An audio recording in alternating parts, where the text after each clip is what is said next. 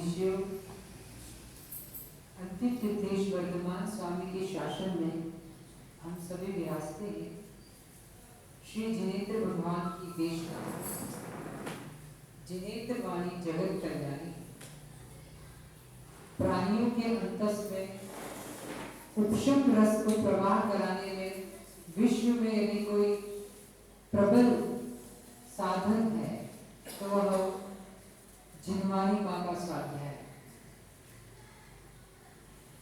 हमारे आराध्य आचार्य ने शुद्ध को हर विद्या में, चाहे वह अध्यात्म हो, सिद्धांत हो, तर्क हो, व्याकरण हो, छंद हो, साहित्य, हर विधा में अपने लेखन आदि के माध्यम से संस्कृति को आगे बढ़ाया है। कोई भी संस्कृति को यदि आगे बढ़ाना है तो उसके मूल दो आधार स्तंभ हैं। एक तो हो गया पुरातत्व, जो हमारे प्राचीन मंदिर हैं, और दूसरा हो गया साहित्य। आचार्य कुंद स्वामी, आचार्य समंत भद्र स्वामी, आचार्य विद्यानंद स्वामी जैसे बच्चों आपको पूछे जाएगी राष्ट्रपति कौन है, प्रथम राष्ट्रपति कौन थे, जीके में से क्वेश्चन आते ना कि आपके भारत के प्रथम राष्ट्रपति कौन थे, फिर राष्ट्रपति के सीरियल्स आते हैं कि कौन कौन से किसके बाद कौन बना, प्राइम मिनिस्टर कौन है। तो एक भारत की संस्कृति का हमें मालूम होता है। ठीक इसी तरह हमारी श्रमण संस्कृति जो परंपरा है उसमें भी आचार्य की परंपरा क्या रही, कौन सी सदी में कौन आचार्य है, उस समय की क्या स्थितियां थी, तो ये सारी चीजें हमें ऐतिहासिक यानी इतिहास में मालूम आती है। इसके लिए आपको जैन, आपने यहाँ पे ही जैन समाज का इतिहास, जैन परंपरा है, ये ग्रंथ मिलेंगे। उन्हें आपको जो स्वाध्यायी जन है उन्हें मैं अवश्य पढ़ना चाहिए।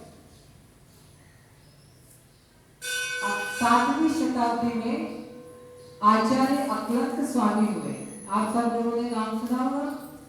जो आचार्य अकलंक स्वामी थे वे एक पार्टी कहे जाते थे।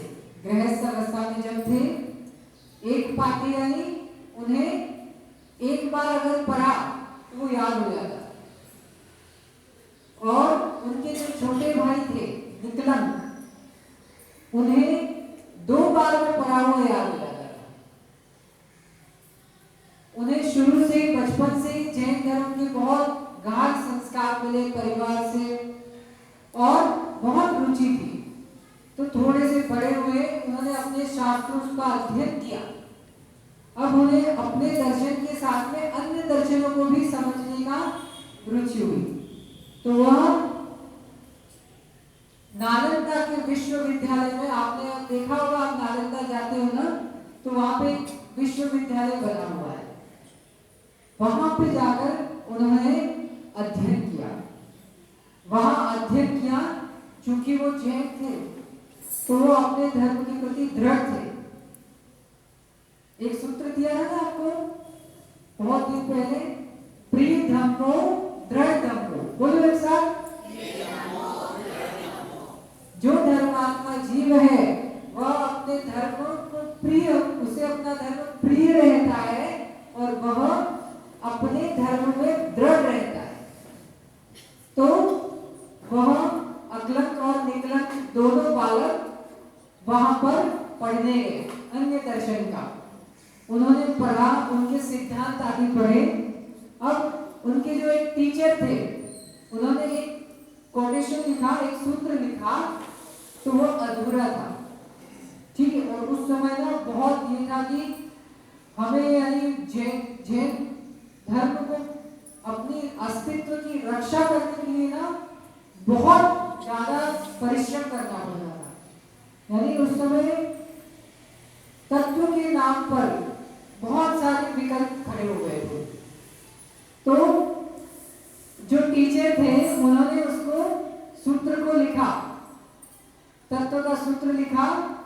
स्यात् जीव अस्ति नास्ति। तो अब अकलंक स्वामी ने देखा उसे, तो बोले ये सूत्र गलत है। तो उन्होंने क्या लिखा, स्यात् जीव अस्ति स्यात् नास्ति। जीव अस्ति स्यात् जीव नास्ति, स्यात् जोड़ दिया उन्होंने बीच में सूत्र में। यानी उनका क्या कहना था, उनके टीचर का, कि जीव जो है वह है नहीं है। तो उन्होंने अकलंक स्वामी ने जैन धर्म पढ़ा हुआ था, तो उन्होंने क्या जोड़ दिया, स्यात्। यानी कि स्यात् कथनचित किसी अपेक्षा से जीव है और किसी अन्य अपेक्षा से जीव नहीं है। जैसे यह मनुष्य अवस्था है, तो जीवत्व की अपेक्षा से तो हम जीव है, लेकिन क्या पुद्गल या शरीर की अपेक्षा से जीव है क्या? नहीं है। तो उस सूत्र में उन्होंने स्यात् जोड़ दिया। अब जब उन टीचर को मालूम चला तो उन्हें बहुत क्रोध आया कि हमारे बीच में ऐसा कौन आ गया जो हमारे सूत्रों को गलत कह रहा है। खोज खबर करवाई गई, तो उस समय क्या किया कि अपने भगवान की एक प्रतिमा मंगवाई गई और सब बच्चों को कहा गया कि इसको आप लांग की जाओ। तो नभ्यंश, आपके भगवान की प्रतिमा है, तो आप उसको क्रॉस करोगे क्या? करोगे क्या बेटा? नहीं करोगे ना। अब अकलंक निकलंक के सामने इतना बड़ा प्रश्न हो गया कि कैसे हम इस परिस्थिति को सॉल्व करें। तो उन्होंने क्या किया, अपनी धोती से एक धागा निकाला, प्रतिमा पे डाल दिया, ठीक है, और सब बच्चे यानी लांग रहे थे उसे, तो वो भी लांग, क्योंकि उन्हें उस समय स्वयं की रक्षा करनी थी। देखो, आप ये मत सोचना कि स्वार्थी थे। उस समय हमें बहुत बार हमें अपना विवेक लगाना पड़ता है। एक बार एक घटना आती है कि एक जगह मंदिर पूरा जल गया, मंदिर में आग लग गई, किसी जगह की, शायद इंदौर की है, इंदौर, हाँ कहीं पे, इंदौर यानी कहीं पे एक स्थान पे मंदिर में आग लग गई। तो वहां की सारी प्रतिमाएं थी, बहुत बहुमूल्य प्रतिमाएं थी। अब सब लोग बोले कि आग बहुत थी, तो सब लोग बोले कि यार भगवान को बचाना है, कोई बोले, तो अब कोई जाने को तैयार नहीं है। कोई भीषण आग में कौन, एकदम से थोड़ी सी जगह थी वहां पे, लेकिन वहां पे एक जो श्रावक शाही थी, उसको विकल्प खड़ा हो गया, यानी कोई लोग तैयार हो गए जाने के लिए कि हम लेके आ जाएंगे। तो उसने हट पकड़ ली कि नहीं, हम तो भगवान को सोले में ही लाने देंगे, सोले के बिना हम भगवान को छूने नहीं देंगे किसी को। अब उसके इतना ये रहा, तो क्या हुआ, उसमें 24 भगवान की 24 प्रतिमा थी। तो एक दूसरा व्यक्ति था, उसने नहीं माना और जैसे तैसे उस दुनिया यानी उनकी बात नहीं सुनी और जाके एक प्रतिमा बची थी उसको उठा के ले आए। यानी 24 में से 23 भगवान की प्रतिमाएं नष्ट। तो कहीं कहीं हमें स्थितियों के अनुसार अपना विवेक ज्ञान प्रयोग करना पड़ता है। ज्ञान तो गुरु दे सकते हैं, है ना, हमें शास्त्रों से भी मिल सकता है। जैसे आप लोग गूगल बाबा आपके पास है, इंटरनेट सबके पास है, तो आप कोई भी चीज बीमार हो गए तो गूगल पे सर्च करके क्या दवाई खा लेते हो क्या? कोई बहुत बड़ा रोग हो गया तो अपना दवाई खुद ही उसमें से निकाल लेते हो क्या? नहीं। हम डॉक्टर के पास क्यों जाते? वो अनुभवी है, उनके पास विवेक ज्ञान है, तो वो हमें इस स्थिति में क्या लेना चाहिए, कितना लेना चाहिए और कैसे लेना चाहिए, ये जीवन की हर स्थितियों में हमें हर निर्णय में का प्रयोग करना चाहिए कि हमें क्या करना, कैसे करना, कितना करना और क्यों करना। इन चीजों का जब हमें अनुभव आ जाता है, इनका निर्णय क्षमता बढ़ती है, तो हमारी जो अनुभव ज्ञान बढ़ते बढ़ते अपने आप आपको समझ में आ जाता है कि हम दूसरों को भी गाइड कर सकते हैं।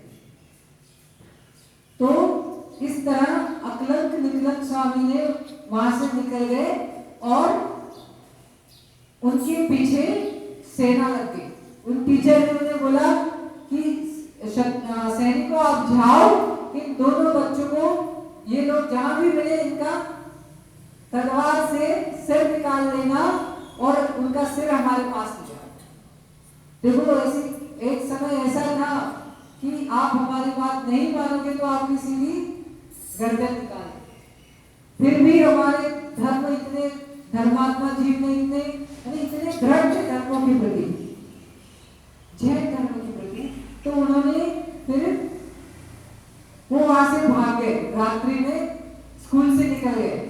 सुबह जैसे अब ये छोटे छोटे बच्चे ना, तो मैं आपको उनके हिसाब से ही सुना रहा हूं। तो वो वहां से निकल गए। जैसे सुबह में सैनिकों को मालूम चला कि यहाँ से 2 बच्चे चले गए, जो जैन यानी उनको आज टीचर को मालूम चल गया। कैसे मालूम चला कि इन सारे बच्चों में से जैन कौन है? तो उन्होंने क्या किया, सब बच्चे सो गए थे, तो उस समय एक ब्लास्ट करवाया, तो यानी धमाका करवाया। तो सब बच्चों ने कुछ और मंत्र बोला, लेकिन हमारे जो अकलंक निकलंक थे उन्होंने नमोकार मंत्र बोला। तो सब यानी बेड्स के पास में सिपाही लोग खड़े हुए थे, तो उन्होंने पहचान लिया कि ये दोनों लोग अलग मंत्र बोल रहे हैं, तो ये दोनों ही थे। अब जैसे ही मालूम चला, उनको पकड़ करके जेल में डाल दिया गया और बोलने लगा कि इनको 2 दिन बाद या जब भी इनको फांसी दे दी जाए। लेकिन वो जैसे तैसे जेल से बाहर निकल गए, फिर सैनिक लोग उनके पीछे भागे। आगे बहुत दूर तक चले गए और पीछे सैनिक पीछा कर रहे थे। अब इधर से देखना, एक धोबी आगे जा रहा था, तो और पीछे से सैनिक आ रहे, उन्हें पता है दोनों भाई लोग के पीछे। लेकिन अब कैसे निर्णय कैसे लिया जाए? अब उन्हें मालूम चल गया कि अब हम में से कोई बचने वाला नहीं है। क्यों? आपके सामने अगर ऐसी स्थिति बने, आप कोई पति पत्नी या भाई भाई साथ में जा रहे हो और अब ऐसा अनुभव में आए, तो क्या करेंगे? अब उन्हें डिसीजन लेना था, तो छोटे भाई ने क्या कहा? देखो छोटे भाई का मन कितना उदास था कि बड़े भैया आपको तो एक बार में याद हो जाता है ना, और आपने इतना अध्ययन किया अपना और अन्य सबका दर्शनों का, तो आपको एक बार में याद हो जाता है। आप आगे चलकर धर्म की रक्षा और प्रमाणना करेंगे, तो आप जैसे बने वैसे इस तालाब में जाके छुप जाओ, मैं भागता हूँ, सैनिक मुझे ही पकड़ लेंगे। तो आगे एक धोबी भी जा रहा था, उसने उसके साथ वो निकलम जो छोटा भाई था वो भागने लग गया और बड़ा भाई जो थे वो तालाब में जाकर छिप गए। पीछे से सैनिक आए, उन्होंने उन दोनों की, किसकी? छोटे भाई की और धोबी की, दोनों की गर्दन काटी और उन्हें लगा कि ये दोनों भाई हैं, और ऐसे करके वो चले गए। और वो जो अकलंक स्वामी थे वो बच गए। बच करके उन्होंने दीक्षा ली, मुनि दीक्षा ली और इतना गहरा ग्रंथ यानी इतना गहरा ज्ञान प्राप्त किया। ये आपके सामने जो ग्रंथ दिख रहे हैं ना, राजवार्तिक स्वाध्याय में चल रहे सुबह में, ये उन्हीं के द्वारा लिखे हुए ग्रंथ है। ऐसे बड़े बड़े 2 ग्रंथ, यही नहीं, न्याय के ऊपर यानी इतने मजबूत आचार्य थे कि उस समय उन्होंने जैन धर्म की रक्षा करने का इतना न्याय के माध्यम से उन्होंने रक्षा की, और आगे चलकर उन्होंने बहुत सारे ग्रंथ लिखे। आप सब लोगों ने अकलंक का नाम सुना है कि नहीं सुना? अकलंक निकलंक की स्टोरीज, तो ये छोटे छोटे बच्चों को आप सुनाया करो। तो इस तरह हम सबको भी अपने धर्म में दृढ़ रहना चाहिए। सिद्धांत, और ये कब रहेंगे? मंदिर सब, और ये हमारी जितनी भी चीजें हैं ये सब सुरक्षित कब है? जब हमारे धर्मात्मा सुरक्षित। न धर्मो धार्मिक के बिना, यानी धर्मात्माओं के बिना धर्म सुरक्षित नहीं है संजय भैया। इसीलिए तो हम आपको बोलते रहते हैं, प्रमोट कीजिए, आप युवाओं को मोटिवेट कीजिए, जो लोग स्वाध्यायी जन है उनको मोटिवेट कीजिए। क्यों? क्योंकि इससे ही हमारा आगे की धर्म सुरक्षित रहेगा। धर्म का नेता बनना बहुत बड़ा नहीं है, उससे भी महान बात यह है कि ऊंचे पद पर जाकर अपने जैसे अनेक नेताओं को तैयार करते हैं। ये एक महान यानी ऊंची विचारधारा कहलाती है। तो इस तरह हम सभी भी इन धर्म कार्यों में प्रवृत्त हो। कल युवाओं ने बहुत अच्छी भावनाएं व्यक्त की यहाँ पर कि महाराज जी हम लोग क्लास में भी रहेंगे, भैया वृत्ति में यानी जो बन सके हमें धर्म के प्रति हम समर्पण और आस्था से रहेंगे। इधर हमारे सब युवा श्रावक जन है, दोपहर में स्वाध्याय जन, मंत्री जी, अध्यक्ष जी, आप सब जितने भी श्रावक लोग हैं सबको दोपहर में रत्नकरण शाकाचार चल रहा है। तो अब हमें तो दुकान मकान कुछ करना नहीं है। देखो धर्म करना ही नहीं सिखाता, सबसे मूल धर्म कहेगा कि कुछ नहीं करना है धर्म, इसके ऊपर की बात है ना। तो हम कम से कम जो पाप के कार्य पुण्य के कार्य पर छोड़ देना, नहीं तो आप बोले कल से मंदिर जाना ही बंद, कुछ नहीं करना ही धर्म है तो हम तो घर पे बैठ के आराम से ध्यान करें। नहीं, पहले हमें पाप कार्यों से छोड़ना और पुण्य कार्यों में लगना। और जो छोटे छोटे बच्चे हैं है ना, जितने भी श्रावक है, आप महाराज लोगों से डरना नहीं कभी भी, है ना। परमेश डरना तो पापों से डरना अपने को, परमेश्वरी से क्या डरना। परमेश्वरी तो हमें मार्गदर्शक है, हमें मार्ग बताने। तो आगे हम इसी प्रकार धर्म के मार्ग पर आगे बढ़ते जाए और सब एक साथ, सबका साथ और सबका विकास, ऐसी भावना से उत्तरोत्तर प्रगति को प्राप्त करे भगवान महावीर स्वामी की।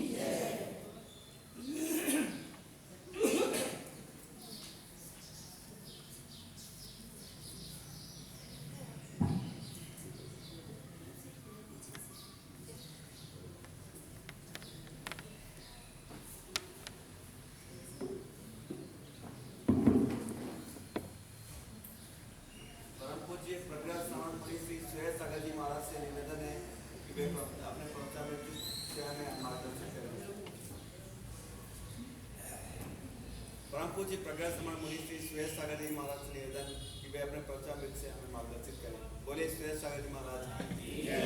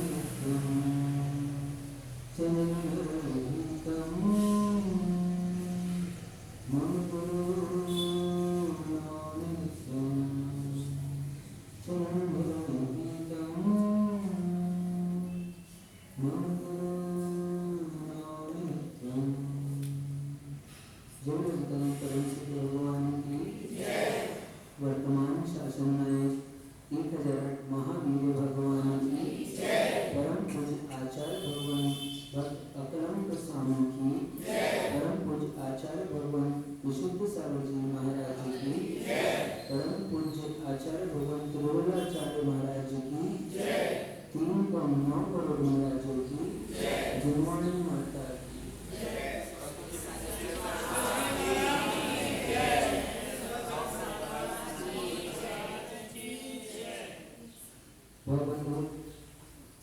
आज पुनः हम सभी के महाभाग्य का उदय हुआ है, जो सर्वज्ञ प्रभु की देशना हमें प्राप्त हो रही है। आचार्यों ने अपने अनुभव से और पूर्व प्राप्त गुरुओं के द्वारा जो ज्ञान दिया गया, उस ज्ञान से और अनुभव से दोनों को मिलाकर शास्त्रों की रचना की। शास्त्र की रचना के साथ उनके, क्योंकि जो कोई भी व्यक्ति कुछ कहता है, कुछ लिखता है, तो उससे उसकी प्रकृति का, उसके स्वभाव का, तात्कालिक परिस्थिति का, बहुत सारी चीजों का ज्ञान उसके माध्यम से हो जाता है, और तो और शब्दों के माध्यम से भी हो जाता है। हमारा ग्रंथ कौन सा ग्रंथ है ये? कुरल काव्य। कल बताया था नाम, कम से कम नाम याद कर लो। क्या ये वो महान ग्रंथ है जो अभी तक विश्व में 80 भाषाओं में रूपांतरित हो चुका है। सामान्य नीति का ग्रंथ कुरल काव्य, इसमें ईश्वर स्तुति की चर्चा चल रही थी। प्रथम अधिकार ईश्वर स्तुति का है। स्वाभाविक रूप से जो कोई भी है कुछ काम करने को प्रारंभ करता है तो भगवान का स्मरण करते हैं, क्या मंगलाचरण करते हैं, तो ताकि हमारा कार्य निर्विघ्न समाप्त हो, ऐसी भावना से मंगलाचरण किया जाता है। हम ईश्वर स्तुति के बारे में कल चर्चा कर रहे थे आपसे, भगवान की चर्चा हो रही थी हमारी। आप सभी भगवान है कि नहीं है? हम भगवान की स्तुति करते हैं कि नहीं करते? करते हैं। तो भगवान को जाने बिना भगवान की स्तुति हो सकती है? अब समझने जैसी बात है, ठीक? सहज रूप से समझना है इसको। ईश्वर, देखो बेटा, ईश्वर या भगवान, कौन होता है भगवान? भगवान का मतलब क्या होता है? सब ज्ञाता, वो भगवान। और ठीक, हम भगवान को कितना जानते हैं? भगवान की स्तुति की चर्चा कर रहे हैं। स्तुति से पहले आचार्य ने कहा, स्तुति क्या कहलाती है? कहा जाता है गुण स्तोत्रम सदु लंघ्य तद बहुत्व कथा स्तुति। आचार्य भगवान समंत भद्र स्वामी ने ही स्वयंभू स्तोत्र ग्रंथ रचा है। उसमें करजान भगवान की स्तुति करते हुए कहा है कि लोक में, लोक में क्या होता है, जो जिसके पास गुण थोड़े होते हैं और उसको हम क्या कहते हैं, बड़ा चढ़ाकर कहते हैं, तो उसको क्या कहते हैं, उसकी स्तुति कर रहे हैं। ऐसा होता है। स्तुति का मतलब ही यही होता है कि उसके गुणों का बखान करना, और गुणों का कितना बखान करना, जितने हैं उससे और बढ़ाकर कहना, उसको लोक में स्तुति कहते हैं। कहते हैं कि नहीं कहते? तो आचार्य भगवान समंत भद्र स्वामी कह रहे हैं कि गुणस्तोकम तद उल्लंघ्य तद बहुत्व कथा स्तुति।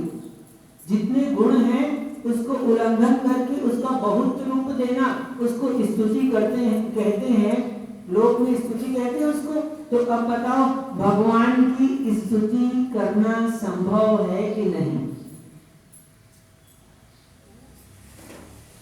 हम स्तुति करते हैं, हम कहते भी स्तुति है, लेकिन वास्तव में देखा जाए तो भगवान की स्तुति करना। फिर आपके बाजू में बैठे हैं, ये कौन है भैया जी? आप आपसे कह रहे हैं, आपका? हाँ, मैं डॉक्टर मृगेश सिंह, कल्याण आश्रम में हाँ, चिकित्सालय। बहुत बढ़िया। अच्छा डॉक्टर साहब, क्या कह रहा हूं मैं कि जिसका गुण जितना है उसको बढ़ाकर हम कहते हैं, उसको स्तुति कहते हैं। ठीक, हमारी बात आपको समझ में आ रही कि नहीं आ रही? आ रही है? उसको हम स्तुति कहते हैं। तो अब दिनेश भाई, भगवान की स्तुति कर सकते हैं क्या हम? तो वास्तव में देखा जाए तो भगवान की स्तुति नहीं की जा सकती। हाँ, भगवान की स्तुति नहीं की जा सकती। कौन सी परिभाषा से? गुण को बढ़ाकर कहना स्तुति कहलाती है। तो भगवान के तो अनंत गुण हैं, और अनंत गुण को हम क्या बढ़ाएंगे? और हमारी समर्थ ही नहीं है इतनी कि हम उन अनंत गुणों को कह सके। तो जब उसी को नहीं कह सकते तो बढ़ा के कहने की बात कहां से आती है? तो इसलिए हम भगवान की स्तुति तो कर नहीं सकते। लेकिन फिर भी व्यवहार से ईश्वर की स्तुति की जाती है। हम सब भगवान की भक्ति करते हैं, स्तुति करते हैं। एक बात और समझना, स्तुति कब करते हैं किसी की? किसी के बारे में हम बखान करते हैं ना, ये बहुत बढ़िया अच्छे आदमी है, संजय भैया बहुत काम करते हैं, अध्यक्ष जी हैं। हाँ, क्यों? ताऊ है कि नहीं? बड़े ताऊ कहते हैं, सब उनको ताऊ कहते हैं कि नहीं? तो ताऊ बड़े आदमी हैं, बहुत काम करते हैं, सबका हेल्प करते हैं, सब जिसको जो जरूरत होती है देते हैं। अमित भैया हर समय आगे रहते हैं। तो इनके बारे में हम कुछ भी वर्णन ऐसे कहते हैं तो क्यों कहते हैं, कब कहते हैं? हाँ, जब उनके गुणों के बारे में हमको पता होता है तब उनका व्याख्यान करते हैं। ठीक है? हाँ, और स्तुति कब होती है? जब भक्ति होती है। भक्ति और स्तुति में अंतर होता है, समझना। क्या? भक्ति होती है तो स्तुति होती है, भक्ति नहीं होती तो स्तुति भी नहीं होती। अब आप स्तुति करते हैं कि नहीं करते, आप भक्ति करते हैं कि नहीं करते, इन सब बात को समझना है हमको। भक्ति किसको कहते हैं? कुछ तो बोलो, आता है तो हाँ बोलो, नहीं तो नहीं बोलो, पता है तो ठीक, नहीं तो और अच्छी बात है। क्या? पता है तो अच्छी बात है, और नहीं पता तो और अच्छी बात है। क्यों? हाँ, अरे हमको बताने को मिलेगा, इसलिए पता है तो हम क्या बताएंगे, इसलिए अच्छी बात, और नहीं पता है तो हम बताएंगे, तो ये और अच्छी बात है। तो इसलिए घबराओ मत, नहीं पता तो और अच्छी बात है। सुनो, पूज्येषु गुणानुरागो भक्ति। क्या? गुणानुरागो भक्ति, ये भी कहा। आचार्य भगवान पूज्यपाद स्वामी हुए हमारे 6वीं शताब्दी में, उन्होंने सर्वार सिद्धि ग्रंथ लिखा, जो तत्वार सूत्र ग्रंथ हम कहते हैं, उसकी टीका प्रथम जो आज अपने आप में स्वयं ग्रंथ रूप से प्रसिद्ध हो गई। सर्वार सिद्धि जो ग्रंथ है वो मूल ग्रंथ नहीं है, वो टीका ग्रंथ है। मूल ग्रंथ तत्वार सूत्र है, उसकी टीका लिखी तो उसमें उन्होंने वाक्य लिखा, उसमें जितने भी उन्होंने संदर्भ जो भी लिखा वो एक परिभाषा के रूप में, यानी हमारे जैन दर्शन का परिभाषित कोश कहलाता है एक प्रकार से सर्वार सिद्धि ग्रंथ। ये ग्रंथ का नाम ही सुन लो आप लोग, कम से कम क्या पढ़ेंगे जब पढ़ेंगे, लेकिन नाम सुन लो तो कम से कम ये हमारी परंपरा कम से कम इस प्रकार से ऐसे ही चलती रहे, नाम की ही चलती रहे कम से कम। तो ये सर्वार सिद्धि ग्रंथ जो परिभाषित कोश के रूप में है, उसमें आचार्य भगवान पूज्यपाद स्वामी हुए, दक्षिण के आचार्य हुए। उन्होंने बहुत काम किया है मन की शुद्धि के लिए, वचन की शुद्धि के लिए और काय की शुद्धि के लिए। किसकी शुद्धि के लिए? तीनों की शुद्धि के लिए उन्होंने 3 ऐसे महान ग्रंथ लिखे। मन की शुद्धि के लिए उन्होंने लिखा समाधि तंत्र ग्रंथ, और मन की शुद्धि के लिए समाधि तंत्र ग्रंथ लिखा। वचन की शुद्धि के लिए उन्होंने भारत के महान व्याकरण के ग्रंथों में सबसे महान जैनेन्द्र व्याकरण नाम का ग्रंथ है। 80 से भी अधिक व्याकरण शास्त्र हमारे यहाँ प्रसिद्ध है, जो लिस्टेड है उसमें प्रथम नंबर में आता है जैनेन्द्र व्याकरण। वो जैनेन्द्र व्याकरण ग्रंथ आचार्य भगवान पूज्यपाद स्वामी ने लिखा है, वो वचन की शुद्धि के लिए, क्योंकि व्याकरण के माध्यम से वचनों की शुद्धि होती है। और काय की शुद्धि के लिए उन्होंने आयुर्वेद शास्त्र लिखा है। तो ऐसे आचार्यों ने सारे काम किए। तो मैं सर्वार सिद्धि ग्रंथ की बात कर रहा था, उसमें लिखा है गुणानुरागो भक्ति। आपकी हमारे प्रति भक्ति है कि नहीं है? आपकी भगवान महावीर के प्रति भक्ति है कि नहीं है? तो भक्ति का मतलब होता है उनके गुणों के प्रति अनुराग होना। जिस किसी व्यक्ति के गुणों के प्रति हमारा अनुराग होता है वो भक्ति कहलाता है। और वो पूज्य पुरुषों में हो तो वो भक्ति संज्ञा को विशेष रूप से प्राप्त होता है। तो पूज्येषु गुणानुरागो भक्ति, पूज्य पुरुषों के गुणों में अनुराग होना यानी प्रीति होना, वो कहलाती है भक्ति। नव्यांश, तुमको प्रीति है? तुमको गुण अच्छे लगते हैं? अच्छे लगते हैं? अच्छा एक बात बताओ, तुमको कौन सा गेम पसंद है? क्रिकेट। तो तुम्हारा फेवरेट प्लेयर कौन है? धोनी? हाँ कि सचिन? अब तो सचिन रिटायर्ड हो गए बोल रहे हैं, सबका टाइम आता है, वो भी रिटायर्ड हो गया, ठीक है। तो धोनी तुम्हारा फेवरेट प्लेयर है। बात समझना दृष्टांत के लिए, बेटा धोनी प्लेयर फेवरेट है तुम्हारा, तो तुम धोनी जैसा बनना चाहते हो कि नहीं बनना चाहते? यदि तुम्हारा गेम फेवरेट क्रिकेट है और तुम्हारा प्लेयर फेवरेट कौन है? धोनी है, तो तुम क्या करोगे? धोनी जैसा बनना चाहोगे। धोनी तुम्हारा फेवरेट क्यों है? अच्छा खेलता है, अच्छे सिक्स मारता है, हाँ, और हेलीकॉप्टर से उतरता है ऐसा, हाँ, हेलीकॉप्टर शॉट मारता है। कौन से शॉट मारता है? हेलीकॉप्टर शॉट मारता है। तो तुमको वो पसंद है कि नहीं? उसका हेलीकॉप्टर शॉट पसंद है कि नहीं? तो जो हमको पसंद होता है, यदि तुम बड़े होकर क्या बनना चाहते हो? नहीं सोचा है?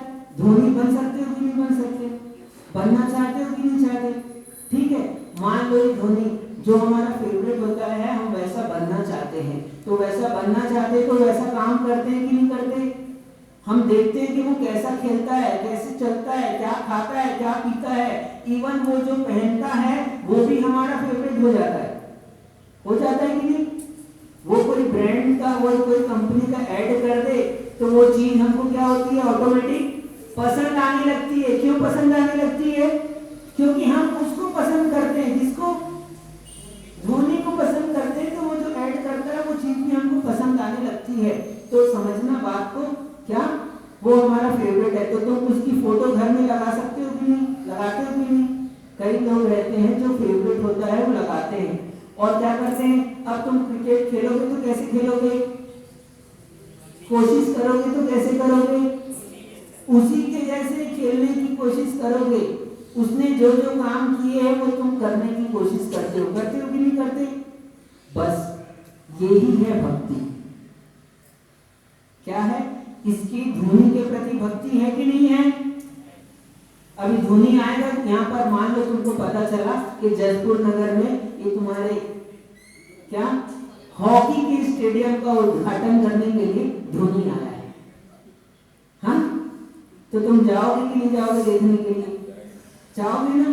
क्यों जाओगे? तुम्हारा फेवरेट है, तुम्हारी उसके प्रति भक्ति है, तुम्हारे को उसके गुण पसंद है। कौन से गुण पसंद है? वो हेलीकॉप्टर शॉट मारता है, वो तुमको पसंद है ना? तो समझना, तो ये हमारी उसके प्रति भक्ति हुई, तो हम उसके गुणों के प्रति लालायित हैं, उसके गुणों के प्रति हमारा प्रेम है।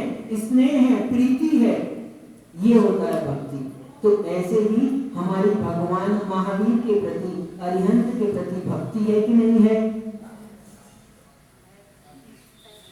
अब हमको उनके गुण पता है कि नहीं पता?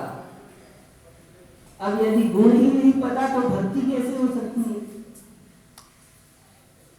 क्या जिसको हम भगवान मान रहे हैं, जिसको हम भगवान के रूप में पूज रहे हैं, डॉक्टर साहब जिनकी हम स्तुति कर रहे हैं, जिनका बखान कर रहे हैं, उनके गुण पता है कि नहीं पता? यदि गुण ही नहीं पता और आप गा रहे हो भजन, क्या तो वो लोक में तो भक्ति कहला सकती है, लेकिन वास्तव में वो भक्ति नहीं है। और यदि आप यहाँ पर आए हो और आप भजन भी नहीं गा रहे, आप कभी नमोस्तु नहीं करते, आप श्रीफल नहीं चढ़ा रहे, हाँ आप कुछ नहीं कर रहे, लेकिन आपको इनके गुण पता है और आपको उनके गुणों के प्रति प्रीति है, क्या आप उनके गुणों के प्रति अनुराग करते हैं, उसके प्रति लालायित हैं। और तो और कब जब हमको जिसके गुणों के प्रति अनुराग होता है, हम वैसे ही एटीट्यूड करते हैं, वैसे ही व्यवहार करते हैं, वैसे ही क्रिया करते हैं। तो अब यदि आपको भगवान के प्रति प्रीति है, अनुराग है और भक्ति है, तो आप भगवान के जैसे काम करोगे कि नहीं करोगे? भगवान ने क्या किया वो आप करोगे कि नहीं करोगे? आप निश्चित तौर पर वो करोगे। यदि सच्ची में आपकी भगवान के प्रति भक्ति है, तो जिस मार्ग पर चलकर उन्होंने भगवत्ता को प्राप्त किया है, जैसा प्रैक्टिस धोनी ने की, वैसे ही प्रैक्टिस करेगा कि नहीं? जो नव्यांश जो कोई भी है, हम तो नाम नव्यांश का ले रहे हैं, यानी कि जैसा उसने काम किया है, जिस मार्ग पर चला है, अच्छा चलो उसको जाने दो। आप डॉक्टर बनना चाहते हो तो डॉक्टर की पढ़ाई करोगे कि नहीं करोगे? कि मैथ्स पढ़ोगे? हाँ, और सीए बनना है तो सीए की पढ़ाई करना पड़ेगा, ठीक है। तो जो हमको बनना होता है, जिसको हम आदर्श बनाते हैं, एक सामने रखते हैं कि हम टारगेट रखते हैं कि सीए बनना है तो सीए की पढ़ाई करते हैं, हाँ साइंटिस्ट बनना है तो और वैसी पढ़ाई करते हैं, डॉक्टर बनना है तो वैसी पढ़ाई करते हैं। तो ऐसे ही हमको भगवान बनना है, क्या वो नहीं बनना। तो भगवान बनना है तो भगवान बनने की तैयारी करनी पड़ती है। जैसे बाकी काम के लिए आपने अध्यक्ष जी अपने बेटे को कलेक्टर बनाया कि नहीं बनाया? आपने बनाया? नहीं बनाया? ठीक है, अभी देखो सही बोल रहे हैं, आपने ही नहीं बनाया, ठीक है। तो कैसे बने वो? अब उन्होंने मेहनत की, उन्होंने निश्चित किया कि हमको कलेक्टर बनना है, तो वैसी तैयारी की, वैसी पढ़ाई की, तो आज कलेक्टर बन गए कि नहीं बन गए? तो ऐसे ही जिसको जो बनना होता है वो वैसे काम करता है। अब यदि आप भगवान के पास आ रहे हो, भगवान बनने के लिए आ रहे कि नहीं आ रहे? यदि भगवान बनने के लिए आ रहे हो तो अब भगवान जैसे काम करना पड़ेगा। जैसे धोनी खेलता है वैसे हमको खेलना पड़ेगा, जो वो खाता है वैसे ही वही हमारा फेवरेट हो जाता है, वैसे ही चीज खाते हैं हम। तो ऐसे ही ये सर्वज्ञ प्रभु वीतराग, सर्वज्ञ हितोपदेशी हमारे भगवान विराजे हैं, जिन्होंने जो मार्ग अपनाया है वो मार्ग हमको अपनाना पड़ेगा यदि भगवान बनना है तो। और यदि अब आपको उनके गुण पता है तो आपकी भक्ति कहलाई, और गुण नहीं जानते हो तो भक्ति नहीं कहलाई। तो गुणानुरागो भक्ति, उनके गुणों के प्रति प्रीति होना, ये भक्ति कहलाती है। और आचार्य भगवान ने इसमें लिखा है क्या कि ईश्वर की जो स्तुति नहीं करता उसका सारी उसकी सारी बहुत विद्वान है। क्या आप कहो आपके गांव में, हम लोग कई जगह ऐसा होता है, कुछ पंडित होते हैं, कुछ विद्वान होते हैं। अब आपके गांव में क्या राकेश भैया बहुत विद्वान है, बहुत विद्वान आदमी एक है, लेकिन मंदिर नहीं आता है। डॉक्टर साहब बहुत विद्वान आदमी है, साधु आए हैं, संत आए हैं, साधु के पास नहीं आता। आप सहज ही पूछ रहा हूं मैं, आप क्या कहोगे?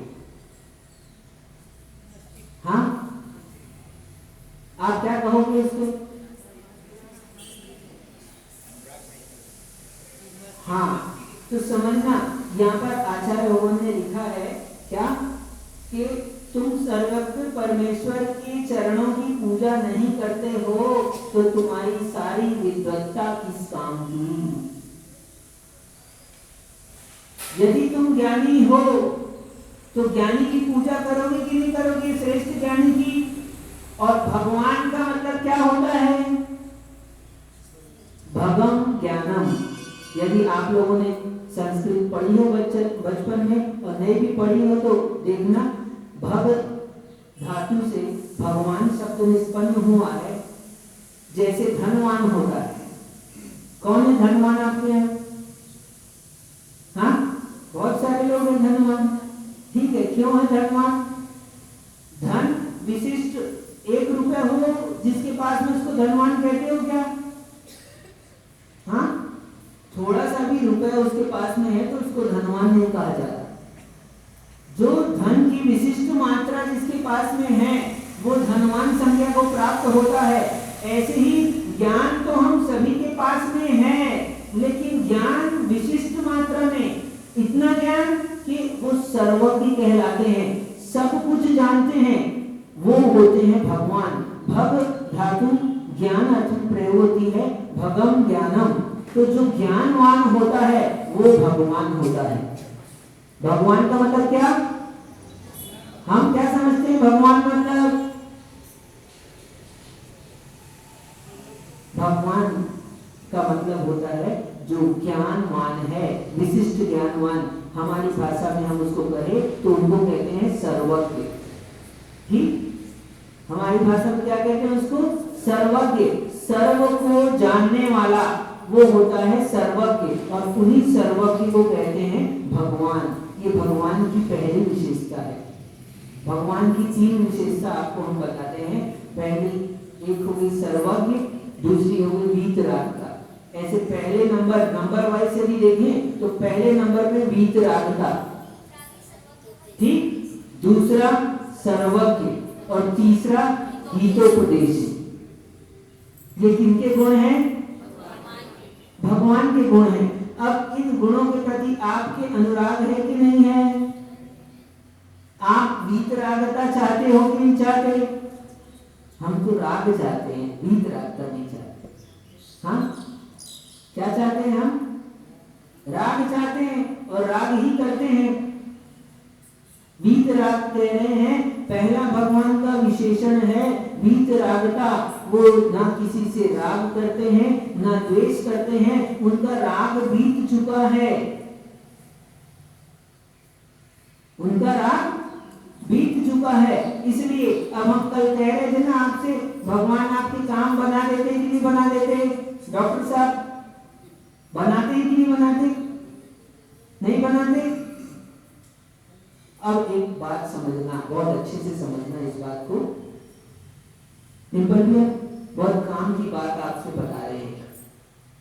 देखो, आपको किसी से राग होता है तो आप उसका काम कर देते हो कि नहीं कर देते? हाँ, ठीक है। और आप उसका काम अच्छा करते हो कि बुरा? अच्छा करते हो। यदि मान लो आपको ये ताऊ से राग है हमारे, तो आप ताऊ का भला चाहोगे कि बुरा?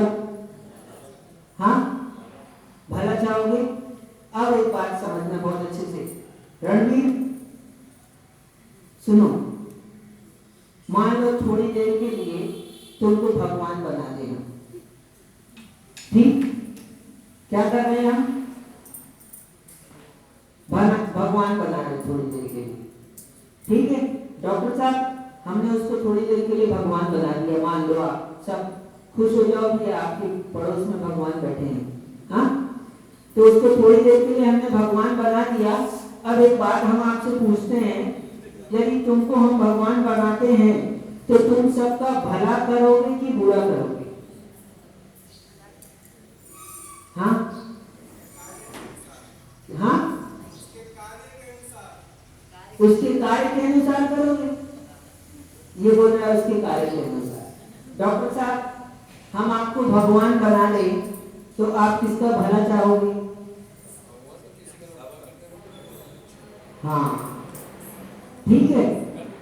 यदि भगवान करने वाले होते चलो हम मान ले थोड़ी देर के लिए क्या कि भगवान करते हैं, क्योंकि कुछ लोग कहते हैं कि क्या सारी सृष्टि की रचना किसने की? भगवान ने की ना। भगवान ने बनाया, किसको बनाया? सृष्टि को भगवान ने बनाया। तो सृष्टि में सब अच्छे हैं कि बुरे? बताओ, चोर है कि नहीं है कोई? डाकू है कि नहीं है? लुटेरे हैं कि नहीं? व्यसनी है कि नहीं? हाँ, दुर्जन है कि नहीं है? बोलो, है। तो अब यदि सृष्टि की रचना भगवान ने की तो भगवान ने दुर्जन क्यों बनाए? यदि मैं आपको थोड़ी देर के लिए भगवान बनाता हूं तो आप चाहोगे कि मैं ऐसे व्यक्ति का निर्माण कर दूं जो दूसरे को कष्ट दे? आप अपने मस्तिष्क से सोच के बताओ, क्या आप भला चाहोगे कि बुरा? भला चाहोगे। सामान्य सी बात कह रहा हूं। जब हम आपको कह रहे हैं कि आपको थोड़ी देर के लिए भगवान बना रहे हैं तो आप सबका भला चाहते हो, तो अब बताओ, और अब यदि हम कहेंगे कि क्या कि सबको भगवान ने बनाया है, तो सबको भगवान ने बनाया तो बुरे व्यक्ति को किसने बनाया? अच्छे व्यक्ति को किसने बनाया? भगवान ने बनाया। क्या रणनीति? तो नहीं, ऐसा नहीं हो सकता। ठीक है, इसके बारे में और अभी हम बाद में बात करेंगे। शाम हमारी क्लास भी लगेगी, उसमें ये विषय आएगा सृष्टि के निर्माण का, तो उसमें चर्चा करेंगे। तो मूल बात समझना, हम कह रहे थे कि हम भला करना चाहते हैं। आप किसी का भला करना चाहते हो, किसका भला करना चाहते हो? क्यों डिंपल पे पैसा किसके लिए कमाते हो? हाँ, मौलिक के लिए कमाते हो कि संजय भैया के लिए कमाते हो? घर वालों के लिए कमाते हो। तो जो हमारे नजदीक के हैं, जो हमारे पास के हैं, हम उनके लिए पैसा कमाते हैं, उनके लिए काम करते हैं और उनका भला करना चाहते हैं। ठीक है, तो जिनके प्रति हमारा अनुराग होता है हम उनका भला करना चाहते हैं। अब यदि बताओ भगवान को राग होगा तो भगवान भला करेंगे कि बुरा? अब भला करेंगे। राग होगा तो भला करेंगे। किसका भला करेंगे? सबका भला करेंगे। ठीक है, यदि भगवान के पास हम मान ले कि राग है और राग है तो भगवान भला करेंगे, तो भला करेंगे तो किसका भला करेंगे? जो उनका काम करता होगा, जो उनके पास आता होगा, दर्शन करता होगा, चावल चढ़ाता होगा, जो अगरबत्ती लगाता होगा, जो नारियल फोड़ता होगा, उसी का भला करेंगे कि सबका? अब यदि मान लो जो भगवान के पास आता है उसी का भला करता है, तो हम क्या कहेंगे? भगवान कैसे हैं? भगवान रागी हो जाएंगे। ठीक है, तो भगवान उनका नहीं करते तो सबका भला करते हैं, तो भी क्या हो जाएंगे? भगवान तो भी रागी हो जाएंगे। इसलिए भगवान ना किसी का भला करते हैं ना किसी का बुरा करते हैं, और इसी कारण से भगवान क्या, हम भगवान को कहते हैं वीतरागी हैं। वो आपकी स्तुति करने से प्रसन्न नहीं होते और कोई उनको गाली दे तो नाराज भी नहीं होते, लेकिन फिर भी जो स्तुति करता है वो स्वयं के ही भावों को विशुद्ध करता है, अपने ही परिणामों को निर्मल बनाता है। इस कारण से पुण्य को प्राप्त होता है, इस कारण से उसका भला होता है। और जो स्वयं दूसरे को गाली देता है, भगवान को नहीं किसी को भी गाली देगा तो अपने ही परिणाम खराब करेगा, और अपने ही परिणाम खराब करने के कारण से वो पाप को प्राप्त होता है। तो भगवान की स्तुति, तो पहली बार भगवान वीतरागी होते हैं, किसी का भला नहीं करते, किसी का बुरा नहीं करते, इसलिए आप भगवान के पास आने की, हाँ, इसलिए भगवान के पास आने की जरूरत नहीं है, क्योंकि कुछ करते नहीं है। ठीक है, हाँ, तो भगवान देखो, एक और बात समझो, आप आनंद से बैठे हो कि नहीं बैठे? आनंद भैया, आनंद है कि नहीं है? कोई रास्ते में हम आ रहे थे तो पता चला हमको, तो हमने कहा हम आनंद के लिए तो आए हैं जसपुर, तो भैया मुस्कुरा गए। क्या एक व्यक्ति हमारे साथ चल रहा था, बात कर रहा था, तो उसने कहा हाँ महाराज आप जसपुर आए, तो हमने कहा आनंद के लिए आए हैं भैया, आनंद ही तो चल रहा है, तो आनंद के लिए आए हैं, हमने कहा आनंद के लिए आए हैं, तो भैया मुस्कुरा गए। तो फिर मेरे को पता चला क्यों मुस्कुराए भैया, क्योंकि उनको आनंद आ गया। क्या क्यों मुस्कुराए? आनंद आ गया। क्यों आनंद आ गया? हाँ सुनो, क्या तो जब आनंद होता है, आप देखो, आप घर में माताएं लोग घर में चौका बर्तन सब समेट लेते, कितने बजे तक? आज से तो जल्दी कर लोगे सब लोग, मेरे ख्याल से 6:30 से रात की है, तो सब काम फ्री हो जाता है आपका, तो आप क्या बोलते हो? है ना, आनंद आ गया, आराम है, निर्वृत्त हो गए। ठीक है प्रवीण भैया, आपने बेटे की शादी कर दी, हाँ आप फ्री हो गए कि नहीं हो गए? हो गए? अभी नहीं हो गए, ठीक है चलो कोई बात नहीं। ठीक है वीरेंद्र भैया, आप तो फ्री हो गए, क्या हो गए कि नहीं हो गए? निर्वृत्त हो गए ना।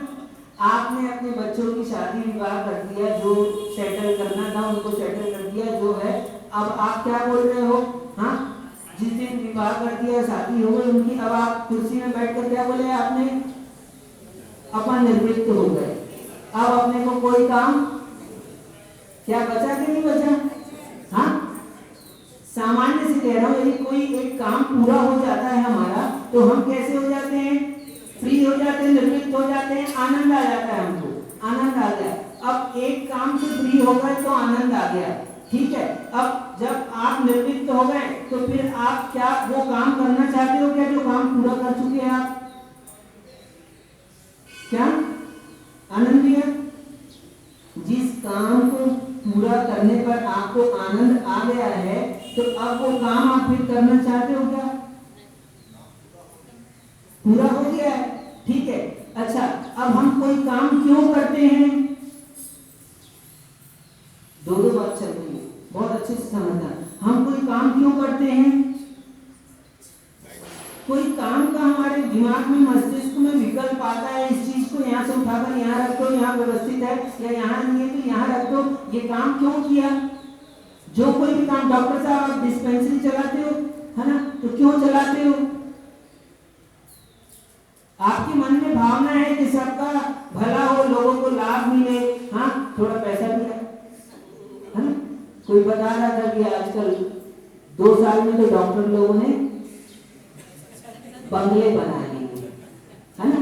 कोई बता रहा था, मतलब हम जाते रहते देख लिया हमने कहीं तो कुछ, तो लोग कहते रहते हैं, सही है कि नहीं?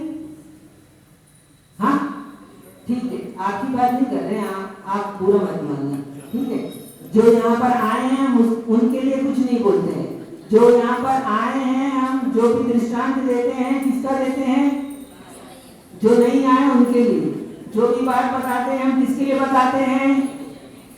हाँ वाह आनंद क्या, देखिए पूरी मेहनत हमारी क्या हो रही है? बेकार हो रही है, नहीं हो रही बेकार, चिंता मत करो, समय हो गया आपका। बात समझना, आप कोई भी काम क्यों करते हो? क्योंकि काम का विकल्प होता है, और उस विकल्प से हमको क्या होता है? अंदर में बेचैनी होती है, दुख होता है, तो हम उस दुख से निर्वृत्त होने के लिए वो काम को पूरा करते हैं। ठीक है आनंद भैया, हम उस विकल्प को नष्ट करने के लिए, उस दुख से निर्वृत्त होने के लिए उस काम को करते हैं। अब एक बात बताओ, भगवान सुखी है कि दुखी? बोलो जल्दी से। अब तो हाँ ताऊ बोलो, सब आपके ऊपर छोड़ देते हैं, जल्दी बोलो। भगवान सुखी है कि दुखी? डॉक्टर साहब भगवान सुखी है कि दुखी? थोड़े सुखी हैं कि ज्यादा सुखी? हाँ क्या थोड़े सुखी हैं कि ज्यादा सुखी हैं? अब एक बात और समझो, आप एक काम कब करते हो? जब उस काम के प्रति आपको विकल्प होता है और आपके दुख होता है। उस दुख को दूर करने के लिए आपने वो काम किया, आप वो काम पूरा करके सुखी हुए कि दुखी? सुखी हुए। तो आप थोड़े सुखी हुए कि पूरे सुखी? प्रवीण भैया, आपने बेटे की शादी कर दी, अभी बेटी की भी करोगे, तो सुनो, बेटे की शादी की तो आप, मैंने पूछा आप सुखी हो गए, निर्वित हो गए कि नहीं हो गए? तो आप आधे हुए थे, तो आपने पहले तो सोचा कि हाँ निर्वित हो गए, फिर जैसे ही आपको बेटी दिखी तो आप बोले कि नहीं अभी बाकी है ना? तो आप थोड़े सुखी हुए कि नहीं हुए? तो थोड़े आधा काम हो गया तो थोड़े सुखी हुए ना? अब आधा काम तो आपको नहीं करना, करना कितना है? आधा ही काम करना है। तो आधा सुखी थे तो आधा ही काम बचा। अब जिसके पास जो पूरा सुखी है उसके पास कौन सा काम बचा है? यदि कोई काम बचा है तो बात समझो, बहुत अच्छे से समझो। यदि कोई काम बचा है तो डॉक्टर साहब, यदि कोई काम बचा है तो सुखी नहीं हुए, और आप पूरे सुखी हो, इसका मतलब कोई काम नहीं बचा। अब आप पूरे सुखी हो, कोई काम नहीं बचा, इसका मतलब अब आप कुछ करोगे कि नहीं करोगे? बोलो, नहीं आई बात समझ में? आप यदि पूरे सुखी हो तो आप कुछ कर नहीं सकते। आप यदि कुछ करते हो इसका मतलब आप पूरे सुखी नहीं हो। अब भगवान सुखी है कि दुखी? बताओ वीरेंद्र भैया, भगवान सुखी है कि दुखी? थोड़े सुखी है कि पूरे? कुछ बाकी है भगवान का काम? अब भगवान का काम कुछ नहीं बाकी, तो भगवान आपके लिए क्या करेंगे? और करेंगे तो इसका मतलब जो करता है, तो जो करता है वो भगवान नहीं होता, क्योंकि जो कुछ भी किया जाता है दुख से निर्वृत्त होने के लिए किया जाता है। आनंद लिया, आनंद के लिए किया जाता है, पूर्ण आनंद हो जाता है तो कोई काम बाकी नहीं रहता। बात आई समझ में? हम भगवान की स्तुति करना चाहते हैं तो भगवान कौन होते हैं ये समझ जाएंगे तो भगवान की स्तुति कर पाएंगे। अभी यदि विषय फिर से मान लो हमको थोड़ा और बाकी कुछ है तो आप आगे देंगे। आज तो यहाँ विराम देते हैं। ईश्वर की स्तुति, भगवान कौन होते हैं समझ में आ गया? अब भगवान तुमको पास करा सकते कि नहीं? बोलो, कराएंगे कि नहीं? पिछले साल तो पास करा दिया कोरोना में, है ना? हाँ, इस साल भी बहुत लोग प्रेयर कर रहे हैं भगवान से। हाँ क्या? देखो, कुछ लोग प्रार्थना कर रहे हैं कि कोरोना, और कुछ लोग प्रार्थना कर रहे हैं कि, है ना? अब समझ लो, सब अपने स्वार्थ की सिद्धि के लिए प्रार्थना करते हैं। इसलिए प्रार्थना क्या होती है हम इसमें और बात करेंगे कल, ठीक है? स्तुति चल रही है, प्रार्थना, तो अब प्रार्थना आप लोग करते हैं, कल बात करेंगे प्रार्थना के बारे में। आज के लिए इतना ही। जब आचार्य भगवान विश्व सागर जी महाराज जी